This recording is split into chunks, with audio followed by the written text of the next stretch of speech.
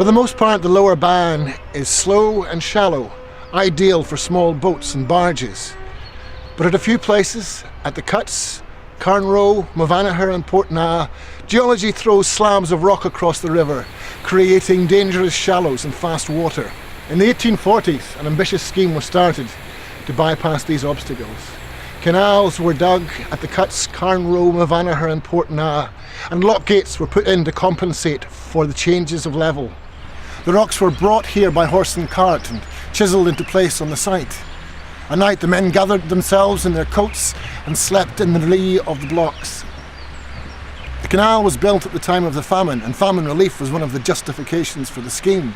But the chief engineer complained that with illness and with emigration he found it hard to find enough men to complete the task.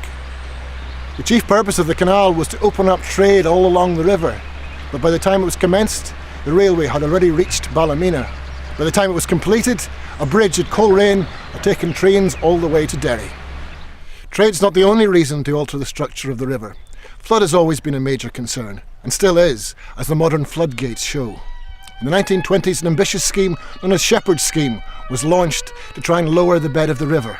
It was a huge undertaking. A great barrier of sandbanks was built all along the centre of the river. A dam was then set to leave one side of the river dry. Teams of men were sent in with explosives and then with picks and shovels, loading rocks and mud and silt into barrows. Cranes shifted the material up onto the shore, where it was dumped along the banks of the river. The material from the bottom of the river was heaped along the banks.